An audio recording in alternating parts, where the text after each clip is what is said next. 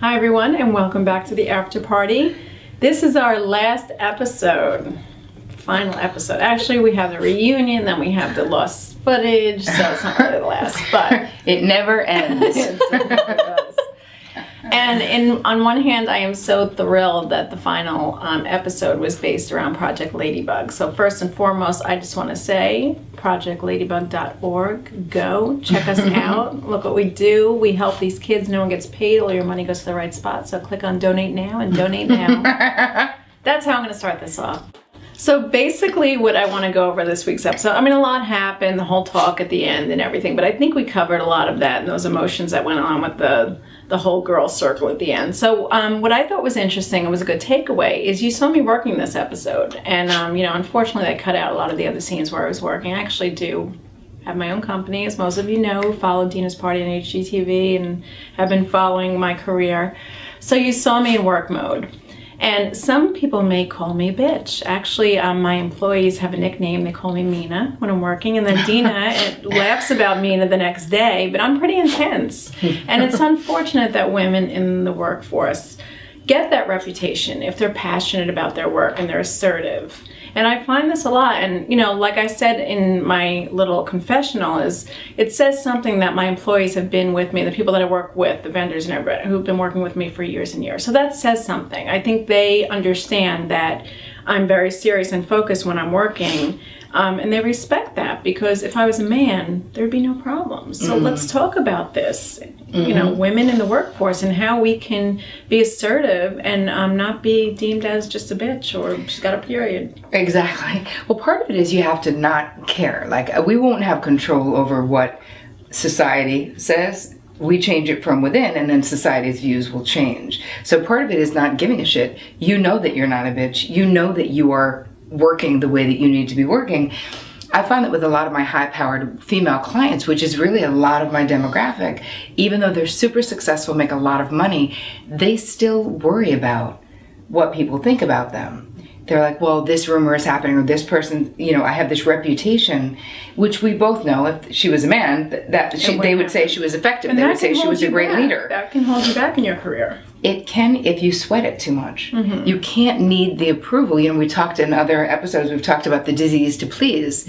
And the truth is that if you need other people's approval, really, if you're seeking it too much, your own brilliance will get stifled. Exactly, will get stifled, because you can't do both. You can't serve two masters. How can you please everyone and do what you need to do for yourself? So part of it is curing the disease to please, and I'll put a link in this week so that you guys can figure out if you have it or not. And I may have already given it to you, but I'll put it. It's a disease, but don't worry, it's curable. You gotta be fine. You're all gonna be fine. So what do you think about this, Lara? Well, I really think that it's really about trusting yourself. And I think often when something's not sitting right with us, we're going to feel it from the inside out, and we're going to have some feeling about it.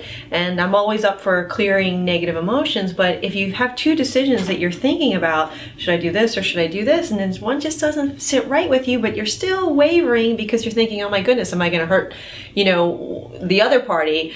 Or you're just in a tough spot. I would just do a clearing for trusting yourself. In fact, I actually worked with a client today, and we had a phrase that I can trust myself and make decisions that feel right for me, regardless of what other people are saying or doing. Mm-hmm. And I think that's really, really key. So I'm actually just going to give you the cross posture. It's a video of the cross posture that I use for a lot of things. And this just in case you don't remember this exercise gets your brain working bilaterally. It will help your body and your mind, your subconscious mind and conscious mind, really accept the phrase that you're saying. And it's a really, really good one when you feel the same conflict. Mm-hmm. Right, that's amazing. I mean, in general, a lot of the women that I choose to surround myself with, we're all here to empower you, especially women. I know you boys are watching too, but I love you. But, it's time, like the shift that we were all talking about, this 2012 shift, it's back to feminine energy. Mm-hmm. And it's all about you can run your business with compassion and with grace and still be assertive and successful and respected. Mm-hmm. And I love this little thing. I'm going to bring it up because I did get it the day after we shot the reunion, we shot it last night. Everybody knows this. We shot it last week's episode while it was airing. We were still shooting. But it's Adoring Virtue Card, and I follow her on Instagram because I adore her.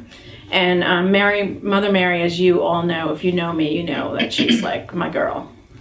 One of the many reasons why Mother Mary is our role model is her demonstration of being entirely sweet, gentle, and feminine, while simultaneously being strong with clear and firm boundaries. Mm-hmm. And we've talked about setting boundaries with love and acceptance before, so this is a great example of someone that did that. You can be both. You can be both, and you could live it, and you could believe it, and you could feel good about it. You know, you're not a bitch. You're just passionate. And also, one little thing I just want to add. I don't know how they're going to cut it, but if they leave it in as it was, at the end, I was trying to get the guests' attention to show them a video of our dear Julian that we lost, who was our namesake of our Sloan Kettering Fund that night, the proceeds were going to. And everyone was so loud. You go to events and people are talking over the speeches. This was like on another level. And I was really upset with everybody because I'm introducing Julian's mom, Jackie, who lost her son, and showing the video, and nobody was listening. So I had to get a little, cram it, people, to the point where Nicole, and I don't know if they're going to show this, these were all Nicole and Teresa's friends. She got up and she got really angry with them. So don't take whatever they show the wrong way. I am so grateful for our supporters, and I am so thrilled that, I can use this platform of Housewives to put a Project Ladybug event on and get to you and share the work that we do for these kids. So I really just would love if you went on projectladybug.org and just click around, see what we do, and get involved in some way. Lend us your talents, your time. Come to our events. We need your help to help these kids. So projectladybug.org. We love you guys. We'll see you next time. We do.